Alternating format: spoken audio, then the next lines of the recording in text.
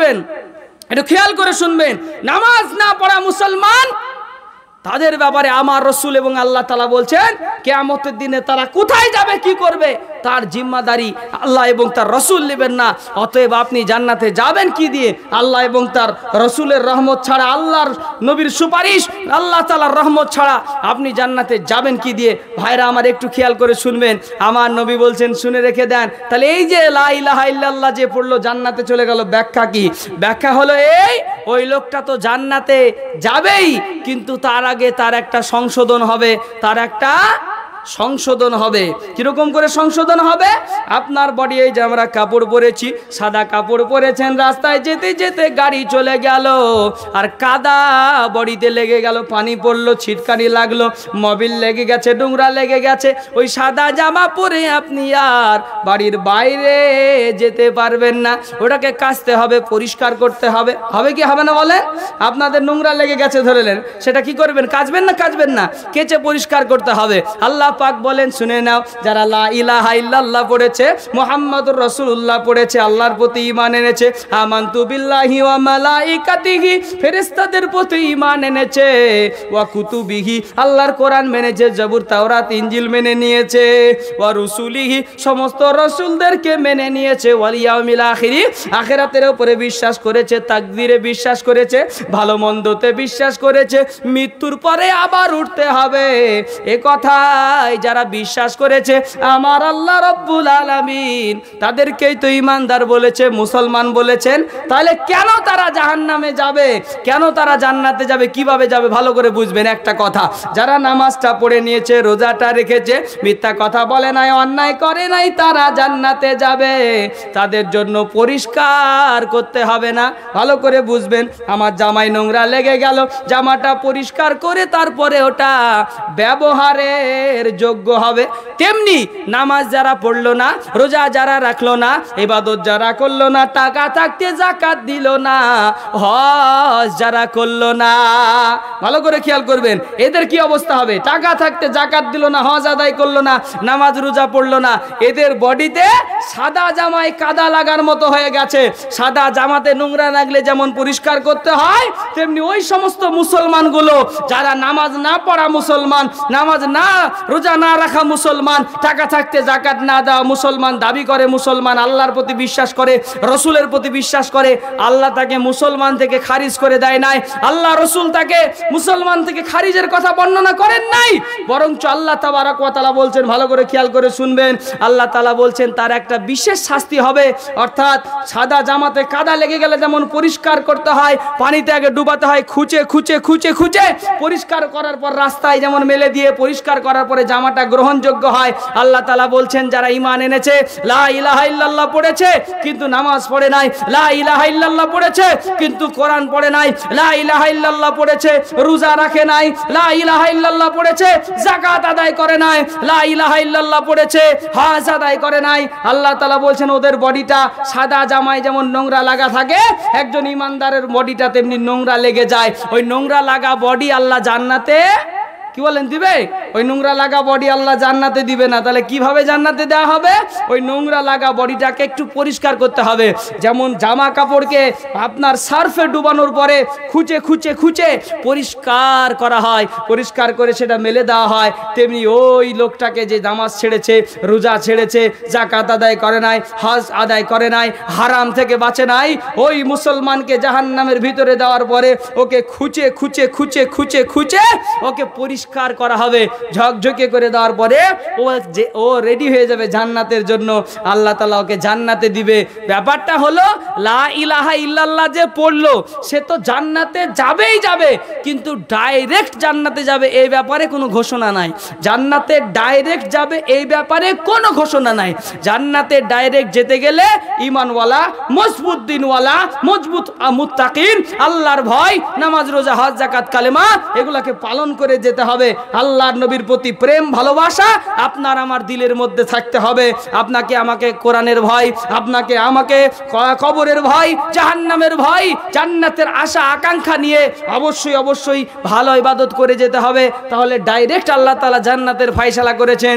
বাকি তো লা ইলাহা ইল্লাল্লাহ বিশ্বাস করার জন্য একজন মদখোরকেও আল্লাহ একদিন না একদিন জান্নাতে দেবে, কিন্তু মদ খাওয়ার কারণে ওই বডিতে যে নোংরা লাগিয়েছে, নাপাক লাগিয়েছে, ওই নোংরা নাপাকটাকে যতদিন জাহান্নামের ভিতরে ফেলে দেওয়ার পরে চামড়া তুলে যতদিন লবণ না লাগিয়ে দেওয়া হবে, ওই জাহান্নামের ভিতরে গরম পানিতে হাবুডুবু যতদিন না খাওয়ানো হবে, রক্তপুজের নদীতে যতদিন হাবুডুবু না খাওয়ানো হবে, ততদিন মুসলমান শুনে নাও, ততদিন পর্যন্ত ওই মুসলমানকে ডাইরেক্ট জান্নাতে দেওয়া হবে না।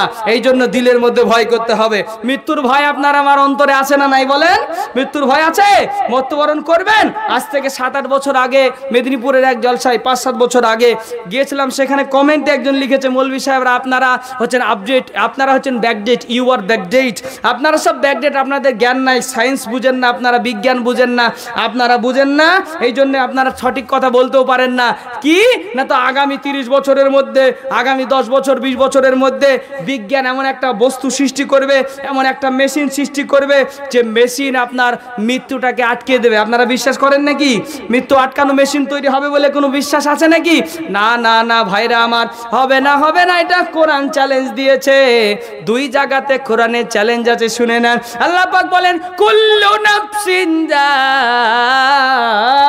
যায়িকাতুল মাউত। আল্লাহ পাক বলছে শুনে নাও, যত জায়গায় মানুষ আছে, পৃথিবীর যত জায়গাতে আত্মা জীবন আছে, যতগুলো আত্মা দুনিয়াতে এসেছে, সব আত্মাগুলোকে আবার তাদের জায়গায় ফিরে যেতে হবে, এখানে কোনো সন্দেহ নাই। কুল্লু নাফসিন যায়িকাতুল মাউত, সমস্ত মানুষকে জাহান্নাম, সমস্ত মানুষকে মৃত্যুবরণ করতে হবে, এই আত্মা থেকে বের হতে হবে, অর্থাৎ বডিতে যে রুহুটা আছে, এই রুহুটা বের হবে, এতে কোনো সন্দেহ নাই, কোনো সন্দেহ নাই। কোরআনের অন্য জায়গায় চলেন একটু শুনি, আল্লাহ পাক বলছেন, কুল ইন্নাল মাউতাল্লাযী তাফিরুনা মিনহু ফাইন্নাহু মুলাকিকুম সুম্মা তুরাদ্দুনা ইলা আলিমিল গায়বি ওয়াশ শাহাদাতি ফায়ুনাব্বিউকুম বিমা কুনতুম তা'মালুন। আমার আল্লাহ পাক বলছেন, নবী গো আপনি জানিয়ে দেন, কুল হে নবী আপনি জানিয়ে দেন, ইন্নাল মাউতাল্লাযী, অবশ্যই অবশ্যই মৃত্যু, আল্লাযী তাফিরুনা মিনহু, ওই খান সাহেব আবাদের মানুষেরা, 24 পরগনার মানুষেরা যারা বলছে আমরা মৃত্যু থেকে পালিয়ে বেড়াবো, বেঁচে থাকবো। মাইকেল জ্যাকসন বলে একজন ডান্সার ছিল, নাম শুনেছেন কিনা জানি না, এরকম একজন ব্যক্তি ছিল, নিজেকে বলেছিল আমি মৃত্যু থেকে বাঁচার চেষ্টা করব, এমন একটা পরিস্থিতি, বহুদিন বাঁচবো, 150 বছর বাঁচার একটা আশা আকাঙ্ক্ষা, 150-200 বছর যেন বাঁচতে পারি। এই জন্য দিনে 5বার 6বার করে চেক আপ, দিনে 5বার 6বার করে ডক্টর দিয়ে চেক আপ করা হতো, বডিতে কোনো প্রবলেম হয়েছে কিনা। বডিতে কোনো প্রবলেম ছাড়াই আত্মাটা বেরিয়ে চলে যাবে, তো কোনো সন্দেহ আছে কি? হ্যাঁ, বডিতে কোনো প্রবলেমই নাই, হাঁটতে আজকেই জলসাতে এসেছেন, আজকে এখান থেকে বেরিয়ে চলে যাবেন, খাতা কলমে কেউ লিখে দিতে পারবেন যে হুজুর আপনার খাতাটা দেন আমি লিখে দিচ্ছি, আমি এমন একজন পাওয়ারফুল ব্যক্তি, আজকে এসেছি, আজকে বাড়ি পর্যন্ত গ্যারেন্টি যেতে পারবো, এর মধ্যে কোনো সন্দেহ নাই। আছেন নাকি কেউ? না না না। আল্লাহ তাই কোরআনে বলছে, হে নবী আপনি বলে দেন যারা মৃত্যু দেখে পালিয়ে বেড়ায়। কেমন পালানো? আপনি যদি সমুদ্রের অতল গহরে একটা ঘর তৈরি করেন, যে ঘরটাকে লোহা দিয়ে তৈরি করেছেন, একটা মাছি ঢুকার জায়গা নাই, তো আজরাইল ফেরেশতা ঢুকতে পারবে না পারবে না? মাছি ঢুকারই তো জায়গা নাই, তো অত বড় ফেরেশতা ঢুকবে কি করে? ঢুকতে পারবে? হ্যাঁ, কি বলেন গো? তাও ঢুকে যাবে না? আরে দরজা ঘর লাথিতে ভেঙে ঢুকে যাবে কি না, ঢোকা ভাঙারও দরকার পড়বে না। আল্লাহ পাক এমন সুযোগ করে দিয়েছেন, আজরাইলের ক্ষমতা এমন দিয়েছেন। ভাইরা আমার একটু খেয়াল করে ওয়াজ শুনবেন, বুঝতে পারবেন। আপনি যদি একটা মাছি ঢুকানোর অবস্থা না রাখেন, তারপরে আপনার কাছে আজরাইলের দেখা হবে। ওখানে কোরআন বলছে ফাইন্নাহু মুলাকিকুম, অবশ্যই অবশ্যই আজরাইলের দেখা প্রত্যেক বন্ধুর সাথে হয়ে যাবে, প্রত্যেক বান্দার সাথে হয়ে যাবে। একজন গল্প বলি, এটা হাদিস না, একজন এসেছে আজরাইল আলাইহিস সালামের বাড়িতে। আজরাইল আলাইহিস সালাম একজনের বাড়িতে এসেছে তার জান কবজ করার জন্য। তো জান কবজ করতে এসেছে, তাকে জিজ্ঞেস করা হলো, কে তুমি ভাই? বলে আমি মালাকুল মউত। তো আপনি এসেছেন যখন, তাহলে এক কাজ করেন, বসেন, আপনার সাথে একটু মেহমানদারি হোক। মেহমানদারিতে কি করেছে? এক গ্লাস শরবত দিয়েছে। এক গ্লাস শরবত দেওয়ার পরে শরবতে মধ্যে ঘুমের ওষুধ দিয়েছে। ভালো করে বুঝবেন, ঘুমের ওষুধ খেয়েছে, খাওয়ার পরে ঘুমিয়ে গেছে আজরাইল আলাইহিস সালাম। ও এখন খাতাটা নিয়েছে, খাতাটা নেওয়ার পরে নামটা দেখি কার আছে আমার পালিতে, না কার আছে দেখি, তো নামটা কেটে দিয়েছে। নামটা প্রথমেই তার নাম ছিল, নামটা কেটে শেষে লিখেছে নামটা, যাক কদিন বাঁচবো, তওবা তিল্লা করে ভালো হয়ে যাব, জান্নাতে চলে যাব, বুঝলেন কি না? এরকম একটা সিস্টেম করেছে। আজরাইল আলাইহিস সালাম ঘুম থেকে ওঠার পরে বলছেন যে ভাই, আমি তো কোনোদিন এরকম মেজবান পাইনি, মেহমান হয়ে গেছি, কত বাড়িতে জান কবজ করতে গেছি, কেউ আমাকে খেতে দেয়নি, তুমি তো বেশ ভালো মেহমানদারি করেছো, তো খুব খুশি হলাম। যাই হোক, আজকে খুশি হয়ে আজকের কি বলছে, আজকের মৃত্যুটার শুরু থেকে করছি না, লিস্টের প্রথম দিক থেকে করছি না, আজকে লিস্টের শেষের দিক থেকেই শুরু করব, বুঝলেন কি না? চাইলেও কিন্তু বাঁচার কোনো পথ নাই, আছে নাকি? আপনার সঙ্গে একজন বন্ধুর দেখা হবেই হবে একদিন, তার নাম কি বলেন? আজরাইল আলাইহিস সালাম। তাই আপনাকে আমাকে অবশ্যই এই দুনিয়া ছেড়ে যেতেই হবে, কোনো পথ নাই। এ দুনিয়া থাকার জায়গা না, দুনিয়া থাকার জায়গা না, নাকের কাছে জীবন তোমার, এ নাকের কাছে জীবন তোমার, এ মরণ ঘাড়ের পিছে, প্রাণ পাখি দিলে ফাঁকি, সবই তোমার মিছে গো, সবই তোমার মিছে। চোখ দুটি একবার বুঝিলে, চোখ দুটি একবার বুঝিলে, আর তো ফিরে আইবা না। দুনিয়া থাকার জায়গা না, দুনিয়া থাকার জায়গা না। আতর সাদা কাফন দিয়া, আতর সাদা কাফন দিয়া, মোড়ায়া দেবে ডোহ,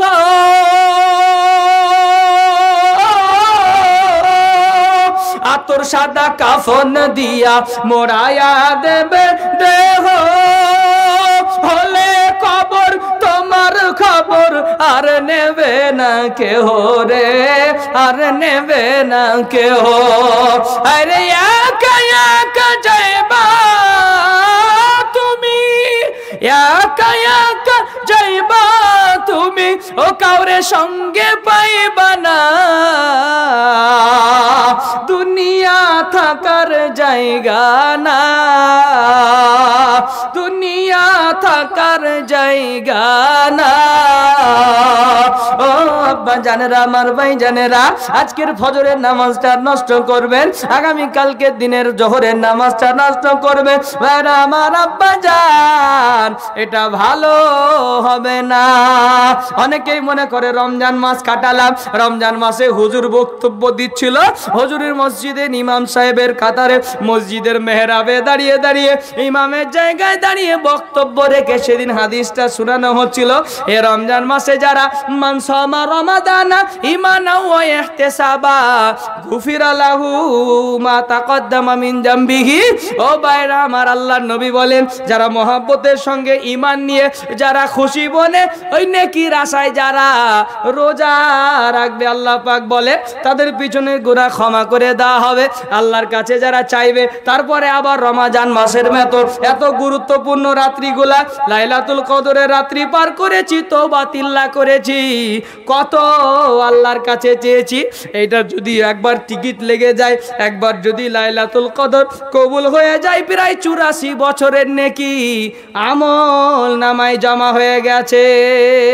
প্রায় 83 বছর 4 মাস, 84 বছরের নেকি একটা রাতে আপনি অর্জন করে ফেলেছেন লাইলাতুল কদরের রাত্রিতে। আপনি তো, আপনার বয়স তো এখন 60 বছর, আর যদি আপনার নেকি হয় 84 বছরের, তো বাড়তি ক বছরের হলে বলেন? হ্যাঁ, 24 বছরের। তো এরকম যদি 4-5টা রমজান ধরতে পারি, আর নামাজ পড়ে লাভ আছে? ভালো করে বোঝার চেষ্টা করেন। এরকম 4-5টা রমজান যদি ধরতে পারি তো নামাজ পড়ে লাভ কি? 4-5টা রমজান মানে 4 20 80, 20 বছর করে যদি বাড়তে থাকে তো 80 বছরে নাকি এমনিই বেড়ে যাচ্ছে প্রতি মাথায়। তাছাড়া তো আপনার আছেই বয়সের তুলনায় সবসময় বেশি। তো এরকম 10টা রমজান যদি ধরে থাকেন তাহলে তো যার নেকি জমা করেছেন তার জাহান্নামে যাওয়ার আর কোনো দরকার নাই, হাসতে হাসতে জান্নাতে চলে যাবেন। আমরা এমন করে ওয়াজ করি মাঝে মাঝে, জুমাতে এমন করে বলি, আজ পবিত্র জুমার দিনে আপনারা এমনভাবে এসেছেন নির্বাচন করে, আল্লাহ আপনাদেরকে নির্বাচিত করে নির্ধারিত করে বাছাই করে ছাঁটাই করে আপনাদেরকে আল্লাহ তাআলা জুমার দিনে আজকের মসজিদে কবুল করেছেন।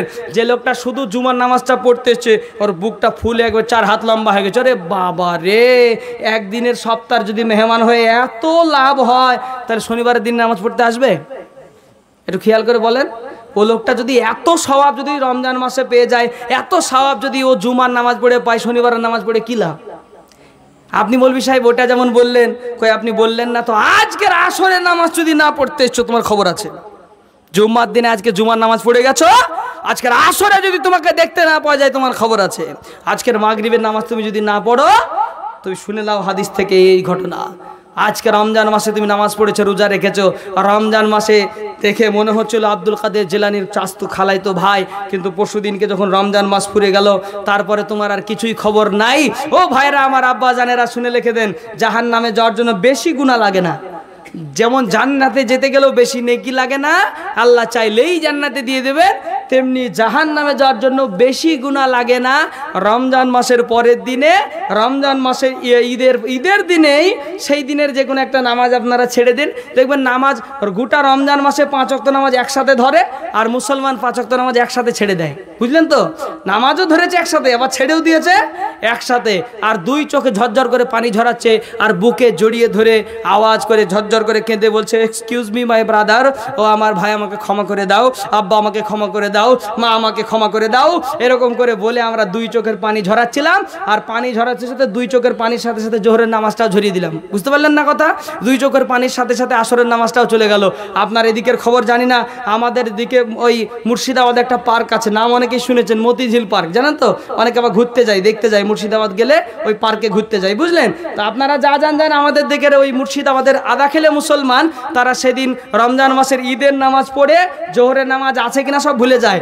ওই মুসলমানদেরকে বলতে চাই, আমাদের আপনার দেশের 24 পরগনা কলকাতা ভারতবর্ষের মুসলমানকে বলতে চাই, যারা রমজান মাসের নেকি কামিয়ে ঈদের পরের দিন থেকে নামাজ পড়া ছেড়ে দিয়েছো, বেশি দিনের গুনাহ লাগবে না। ঈদের দিনেই 5 ওয়াক্ত নামাজ, তার মধ্যে ফজর পড়ে নিয়েছিলা, ঈদের দিনের ঈদের নামাজ পড়ে জোহর থেকে তোমার আর কোনো খোঁজ ছিল না, জাহান্নামে যাওয়ার জন্য বেশি গুনাহ লাগবে না, ওইটাই তোমার জন্য যথেষ্ট হয়ে যাবে।